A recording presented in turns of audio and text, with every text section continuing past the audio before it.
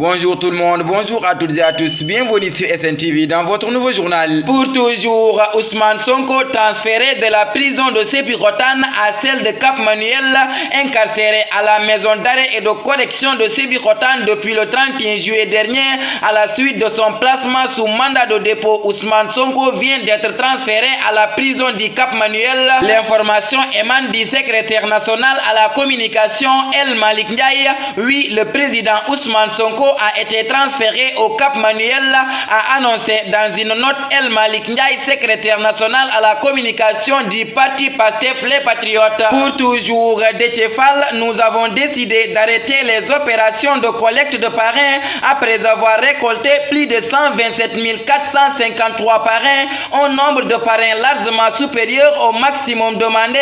Nous avons décidé d'arrêter les opérations de collecte de parrains pour permettre aux autres candidats d'en disposer et d'assurer ainsi l'inclusion lors de la présidentielle. Déthié Fall, je remercie du fond du cœur les militants et sympathisants sénégalais de tous bords pour leur confiance et le travail de terrain très méthodique effectué depuis le début du parrainage sous la conduite du coordonnateur du parrainage, l'ingénieur Abdourahmane Sall. Pour toujours, à Kédougou, Macky Sall annonce un investissement prioritaire de 600 milliards de francs CFA et lance les travaux de 2 routes pour 50 milliards de francs CFA. Le président de la République a présidé un conseil présidentiel au terme duquel il a annoncé un programme d'investissement de 600 milliards de francs CFA pour cette région pour la période de 2024-2026. Le président de la République a pris une série de 15 mesures qui concernent les secteurs clés de la vie économique de la région. Ces mesures vont permettre de désenclaver certaines zones,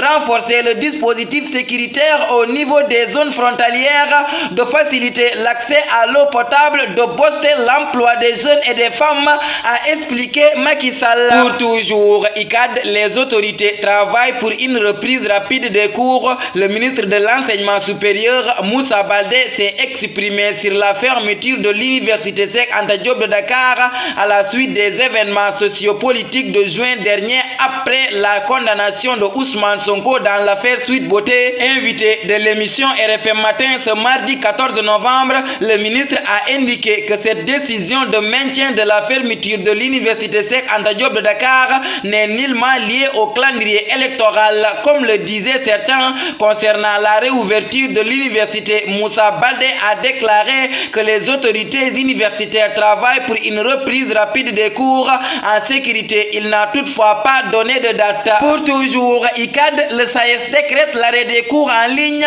le maintien de la fermeture de l'université Cheikh Anta Diop de Dakar par les autorités a fini d'installer la guerre entre les professeurs du syndicat autonome de l'enseignement supérieur et leur ministre de tutelle Moussa Baldé. D'après les informations de la RFM, les professeurs membres du SAES ont donné ce matin un mot d'ordre d'arrêt définitif des cours en ligne qu'ils dispensaient sous ordre des autorités. Ils réclament la reprise des cours en présentiel en soutien aux étudiants qui souhaitent sauver l'année académique 2022-2023. Pour toujours, émigration irrégulière, la Marine nationale interpelle 325 candidats dont 19 femmes et 66 mineurs. 2 pirogues transportant des candidats à l'émigration irrégulière a été interceptée avant-hier lundi 13 novembre 2023 à 200 km des côtes, renseigne la Marine nationale sénégalaise à travers un communiqué. Le document précise que tous les passagers ont été secourus par le patrouilleur Wallo.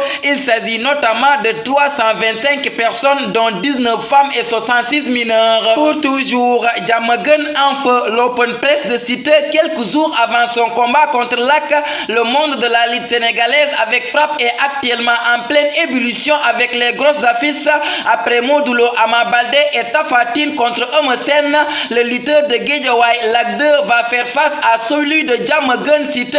Le choc se tiendra ce dimanche 19 novembre 2023 à l'arène nationale. Pour toujours, mondial I-17, Macky Sall félicite les Lionceaux pour leur brillante qualification en 8e de finale.